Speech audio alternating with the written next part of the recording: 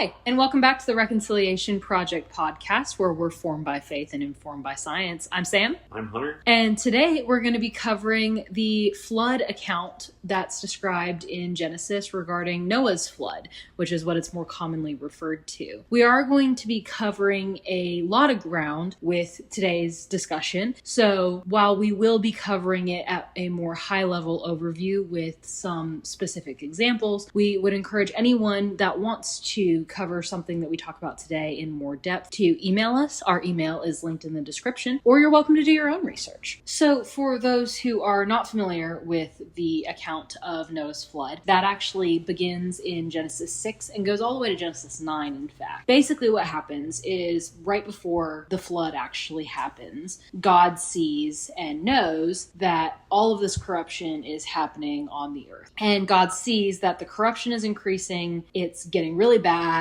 humans are not treating each other well, there's murder, there's death, it's not great. And so he decides, you know what, here's a righteous person, a righteous family, I'm going to choose them to start it. And he shows Noah how to build the ark, and Noah loads up all the animals and his family and closes the door, and then God unleashes rain and water and all this that is thought to cover the earth in the biblical account. After the flood, the waters recede, the animals and Noah and his family are able to come back out of the ark and start fresh. They repopulate the earth. God makes the promise of never flooding the earth like that again. But sin still continues, and that's part of why as Christians we know that we still need Jesus. For many people, Christians and non-believers, there is the argument though that, the flood couldn't have been a global flood. It had to have just been area specific. So that is part of what we're going to cover in today's debate. Would you like to start us off with that? Yeah, there's that whole discussion, as you said, in Christian groups of was the flood global? Was it a global event? And really, what was the scale of it? Was it just something that was local? Was it a local disaster? Or was it a big, large-scale global catastrophe? And that's really the big question for the flood. And there's various ways you can look at it, and we're going to talk about those here. There's first simply a theological idea that you have to consider with the promise that God gives with the rainbow in Genesis 9, where he says, I give the sign to you that I will never flood the earth again and destroy all life with water. And a question I've actually seen before is, well, if God gave the promise to never flood the earth again, well, why are there still floods? Why do we still have floods that are catastrophic, that take lives, that destroy property, whatever it may be? We had back when Helene happened, there was a ton of flooding in western North Carolina that destroyed property, destroyed landmarks, and took a lot of lives. That was post this hurricane. The flooding was a really big part of it. So the question is, why do these floods happen? And if you say that the flood of Noah was a local event, then you really have to consider, why do floods still happen if God promised that he wouldn't do that again? But if you consider the flood to be a global event, that God will never destroy the earth in its entirety again with water, it still allows there to be local destructive floods, but not global floods that destroy all of life. Because while, yes, sadly, we do see local disasters with floods that take life, it's far less deadly than the catastrophic flood of Noah,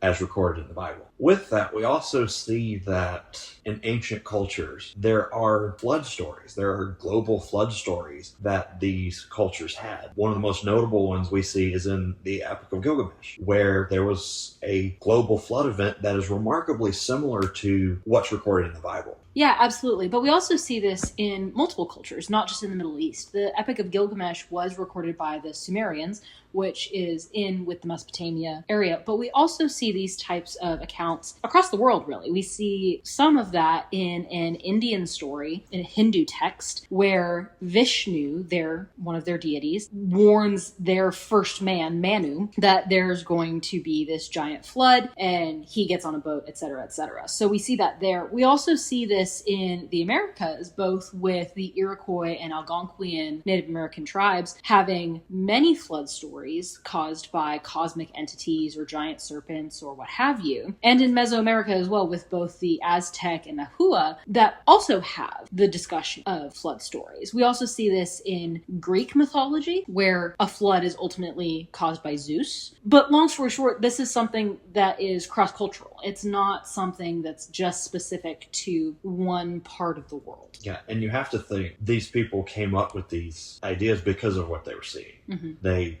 probably saw some sort of evidence. It's highly unlikely that all these people came up with their own very similar flood stories by random happenstance, because you could think, well, one read one and then they wanted to write their own. But I don't think there's that much difference between the two, or between all the different ones. I could be wrong, but they're remarkably close to biblical account of the flood. And you would have to think these are coming not from biblical reading, because most of these cultures aren't going to be reading the Bible. Or in their day, the Torah. Right. You would think they're going to be coming up with their own things based on what they're seeing. And another common thing that you might see, well, these people are coming up with something to explain things they just couldn't understand it. But you have to consider people of ancient cultures weren't stupid. They weren't people without intelligence. They were still intelligent beings. However, whatever way you look at it, they were intelligent beings, and they had their own way of doing things, their own way of living, their own way of doing everything. They had their own way of doing it that might be different from how we did it, but that doesn't mean they're any less intelligent. Mm-hmm. They might be less technologically advanced, but that doesn't make them less intelligent. And honestly, I would argue that makes them more intelligent, because they did a lot of the stuff and survived pretty well without all the technologies that we have. So honestly, I would say it's kind of the opposite. I mean, how many people, I know I couldn't, how many people do you know that could go out and live in the forest with nothing but the resources that's there? So overall, the idea is we see multiple very similar flood accounts, vastly different cultures, but the sheer similarities kind of raise, okay, did this actually happen?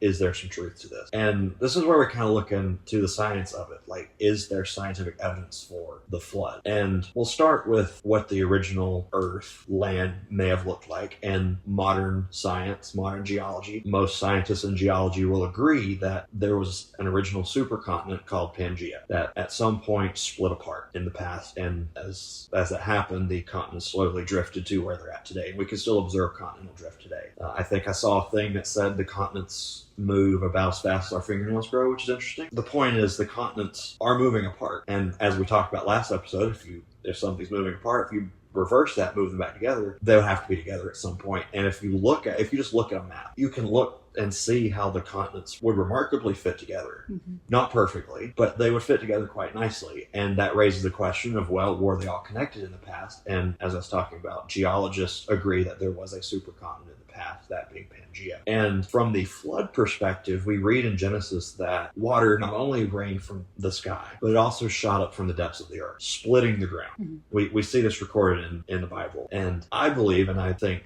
other theologians would agree with me, that the water coming up from the ground, splitting the ground, is what split apart Pangaea. So honestly, I, as a creationist and Christian, would agree that there was a supercontinent in the past, mm-hmm. and that it was the flood of Noah and the water shooting up from the ground and splitting the ground is what split Pangaea apart and set in motion continental drift. And part of this we can also discuss with the whole global versus local idea. If there was a supercontinent and that was the only place where there was life, why would the flood need to cover the whole earth? Why not just have the flood cover Pangaea? And honestly, I think that's a fair assessment. I think that's a fair argument against a global flood idea. However, when we talk about the flood, you would think as the continents were moving apart, they would still have to be covered with water, because the biblical account also makes it clear that the waters eventually receded, revealing land again. You would think this would still refer to all of the land, even though it's split apart. However, I will concede that the whole Pangaea idea does make sense in light of it being more of a local flood. However, as we continue on looking at other pieces of evidence in the fossil record and in geology, we can see that those signs point towards more a global event rather than just a local occurrence. Yeah, absolutely. In fact, one of the main points that many creationists will use regarding the flood account of Noah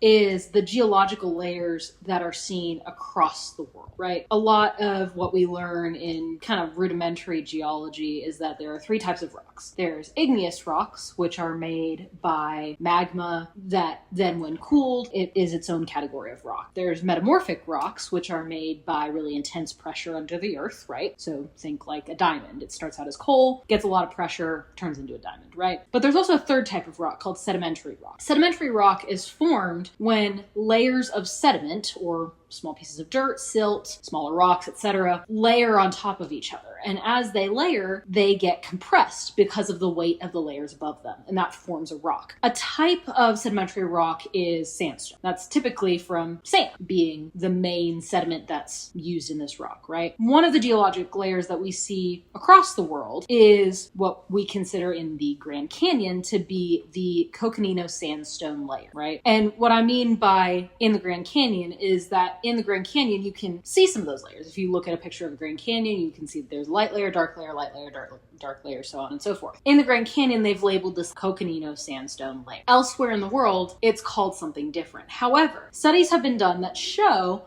that the Coconino layer and other layers throughout the world that have been dated to about the same time actually are fairly analogous. What I mean by analogous is that these are not identical stones, right? Sandstone, because it's a sedimentary rock, has the property that it can very easily turn into siltstone, mudstone, other types of sedimentary rock, depending on how much it's been compressed. But these other layers throughout the world have been noted to maintain the same composition and, again, have been dated to around the same time. So they're considered to be fairly similar and therefore analogous. These are, yes, seen in the Grand Canyon. We also see these layers in the Sahara Desert over in Northern Africa. We see these in the Middle East. We see these in South America, more in the Brazil, Argentina area. And then we also see these in Western Europe. So pretty widespread. What we need to understand about sedimentary rock moving forward is that the way sedimentary rock is formed is typically through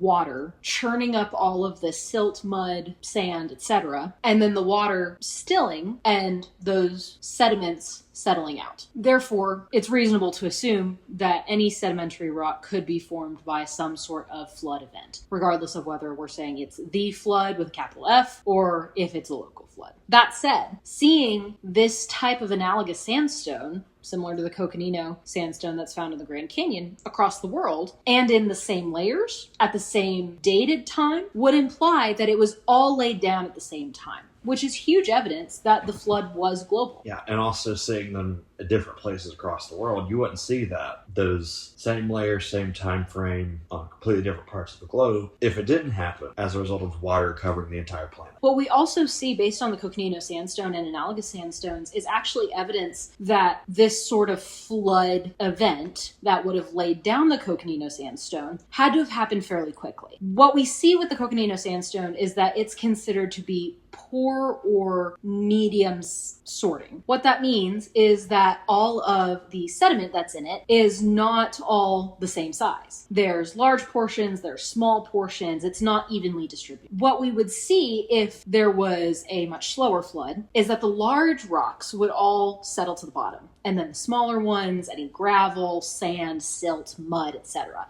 And you would have very distinct layers. With the Coconino sandstone, we see that it's all jumbled up and mixed up together, which would imply that it didn't have time to settle out, implying that this flood event had to have happened very quickly. Yeah, and the whole idea is we see these layers laid down. It had been done quickly under immense pressure. And let's just hypothetically say, let's just suspend all thoughts, beliefs, whatever your beliefs may be, and suppose that the earth was fully covered with water at some point. By fully covered, I mean even the tips of the tallest mountains were covered. That's going to be immense pressure on the surface of the earth. If you think even just going down several hundred feet into the water of the ocean, the pressure is very immense. And as you keep going, you can't be there without some sort of protection. And it doesn't take far in terms of depth at all to get to that point. So if you picture the whole earth being submerged in water, you're going to get that immense pressure that's needed to lay down these rock layers very quickly.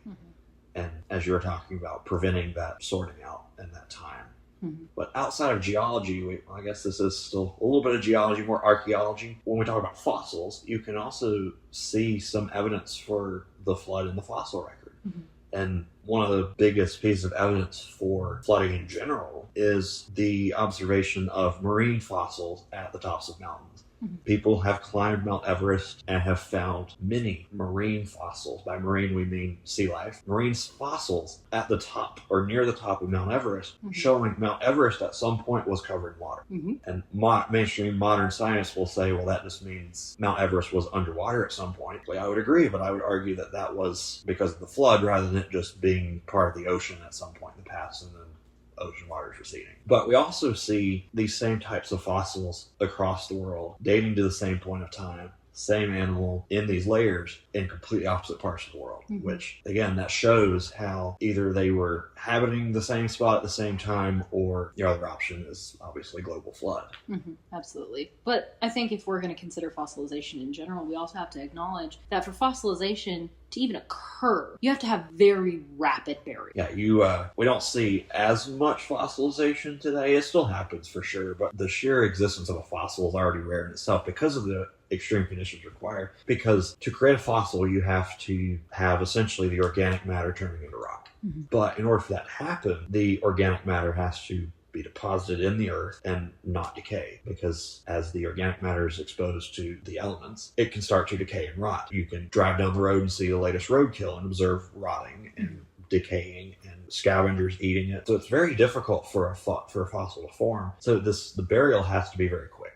In fact, we know that it has to be quick because we've seen fossils that show birth being fossilized. We've seen fossils of one animal eating another, which is a very short amount of time. Yeah, so we kind of can look in the fossil record and we kind of get these snapshots of what was happening in that animal's life. And for that to happen, as you were saying, not only did those animals have to die at the same time quickly, they had to then be buried in rock very quickly.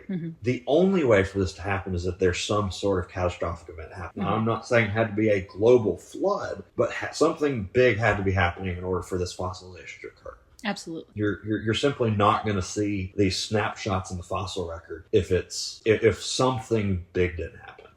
It's just not possible. Yeah, absolutely. In fact, regarding fossils, many people who hold to the flood account think that the flood is best shown by what scientists consider to be the Cambrian explosion. For those of you who aren't familiar, the Cambrian explosion is not a literal explosion. It refers to the sudden abundance of diversity in life in the fossil record. And they actually call it the biological Big Bang, where we see an all of a sudden appearance of all these fossils that are more incredibly diverse, right? And for that to happen, you're going to have that rapid burial of all this diversity of life at one point in time. And in these fossils, you can see a variety of different species. So and it shows how a lot of life died at once. At this point in time. Now, in geological time, I think it's in millions of years, but it still shows how there's all of a sudden this appearance of a bunch of diversity. In fact, creationists also use it to show the possibility that God creating life is more likely than evolution happening, and this slow progression of an animal coming into existence versus the Cambrian explosion just shows, oh, boop, we have this new fossil. We have no record of it elsewhere before then. So overall, we can see evidence in the fossil record, evidence with rock layers, and just the whole discussion of Pangea, as I was talking about, really kind of points to a global flood, or at least a flood event. Now, I know a lot of people from the scientific community would disagree with that assessment, but I would argue with that with saying, if you look at the evidence, what does it point to? Well, yes, you could say it points to evolution and millions of years of time, or you can say it points to something else. And that's the thing about the evidence we observe in this whole debate of creation and science, or whatever you might say. We have the same evidence. We use the exact same piece of evidence, the exact same rocks, the exact same fossils to come to different conclusions. So overall, the idea of having this discussion of what the science can show about the flood is really just to bring into light pretty much just that. Like, what does the science actually say? We have this account in the Bible. We have many of these ancient stories. Well, what does the science say? What do we see in the natural world? As we continue on, we want to look at the ark itself very briefly, because one question that I've seen a good bit is, how could Noah have fit all those animals on it? And to answer this, we first have to look at, well, what did he have on the ark? Well, the Bible says that he took 7 pairs of clean animals, 1 pair of unclean animals, and 7 pairs of birds. And by pairs of these categories, we're talking about representatives of their kind. And we talked about kinds versus species before, but we kind of want to just reiterate that a little bit. A species is just a very specific group of organisms, versus kinds includes a more diverse category. For example, if we look at cow. And I don't even know if there's necessarily a cow kind, but if we look at cows, there's many different species of cow. There's many different species of horses. There's many different species of pigs. There's many different species of dogs. The point here is, if you are proposing that Noah took examples of every species onto the ark, I would agree that there's no way he could have fit all that on the ark. Mm-hmm. And especially given that at current estimates, we're over,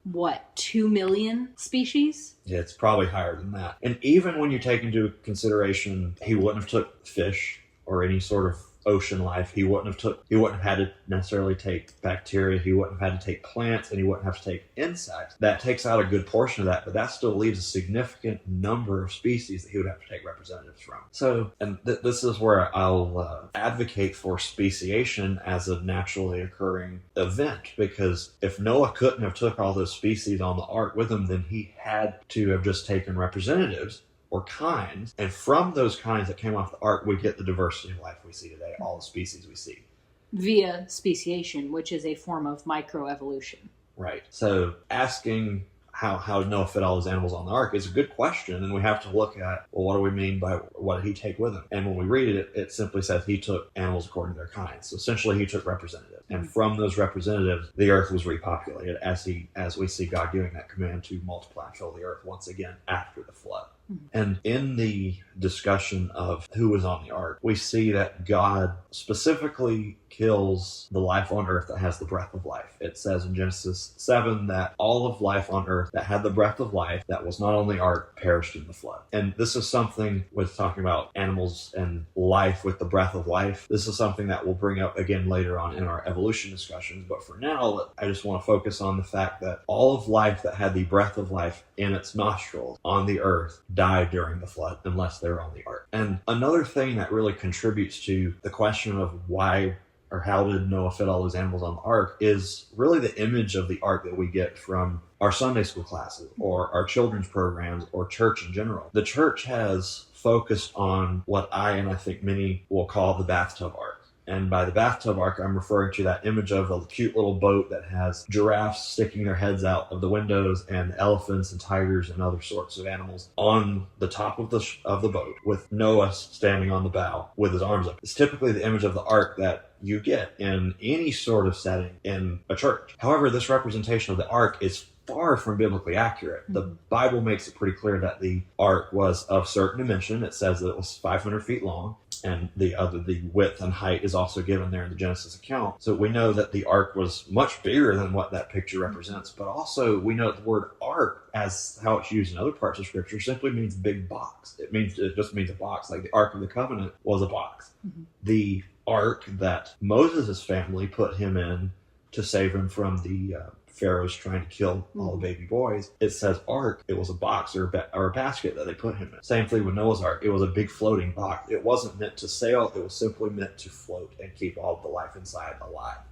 Absolutely. But that does get into the question of, even if we are looking at kinds, how many kinds or individual animals would have been on the ark? Yeah, there are estimates that have been done using the modern system of taxonomy, which is not entirely accurate. I think any scientist would agree with me when I say the Linnaean taxonomy system, while is good and has its value, it's still not great, because there are times where we find stuff like, I don't know where to put it. Where can we put it? Like, we have entire categories of organisms that category exists because it wasn't something else. Mm-hmm. Like, for example, there's the kingdom Protista, and they're like plants, but they're not plants, essentially. But estimates using this system of taxonomy that we have based on what we think kinds may have been, which the word kind varies across taxonomy, but rough estimates show that there was probably between 7,000 and 10,000 individuals on the ark, including Noah and his family, which was 8 people. And based on what the ark's dimensions would have been, estimates are that the ark could have held up to 100,000 individuals, and individuals referring to animals that are a sheep-sized animals. And you also have to consider that Noah, when he took these animals, they would have been at a reproductive age, because they would have had to reproduce after the flood was over. Mm-hmm. So odds are he took rather young individuals that were right about to be at the reproductive age, meaning they were probably smaller than their adult size. Another question we see is, well, did he take dinosaurs on the ark? I would say yes, because not all dinosaurs are big. He didn't have to take every dinosaur. He didn't have to take a T-Rex and a Stegosaurus. He just needed to take representatives of the dinosaur kind that were small, that could then fill the earth after the flood. So it is entirely likely that, or entirely possible rather, that Noah could have fit all the animals that he needed to on the ark with room to spare, because you also have to consider they had to have space. One of the things to live need space, and they need food. They had to keep these animals alive and themselves alive for a year. The flood lasted for over a year, and they've had to have enough food for that, as well as enough space to be able to breathe. So it's, like I said, the estimates are there's probably about up to 10,000 at most, but the ark had much more space than needed, which I think was specifically God designed and God orchestrated. Absolutely. And finally, one other issue that I've seen brought up with the ark was an example of a ship in history, a wooden ship being built by skilled shipbuilders, that when they took it out on stormy seas, it fell apart. And the question is, well, if the ark, which was bigger than that, was also made of wood, how did it survive? And the question is, how could the ark survive the conditions of the flood without falling apart? And my answer to that is twofold. One, there's the divine providence aspect of God was watching over it, but also there are ways that you can make a wooden ship withstand stormy conditions to prevent it from twisting and bending and ultimately breaking. You can do research on it yourself. There's a system of creating essentially like braces for the ship to prevent it from doing that, but also give it enough rooms where it's not rigid, because you also want a little bit of flexibility, but not too much that it's going to fall apart. But as we sort of wrap up our flood discussion, I kind of want to swing back to the topic of, well, what about life? Or how do we get it? Well, my answer to that is speciation. All the diversity of life we see today, there's many species. We got that from speciation of the kinds that, or within the kinds that came off the ark. And this is where we come into evolution. And going forward, we're going to be spending a good bit of time talking about evolution, going into more depth than we did in episode 3. If you want, you can rewatch or re-listen to episode 3 to kind of get a reminder of the terms that we'll be using going forward. Because going forward, we'll be doing a good bit on evolution, what it is, what it says, the evidence for it, evidence against it, etc. But until then, we'd like to thank you for listening to this episode of the Reconciliation Project podcast, and we hope to have you tune in for our next episode.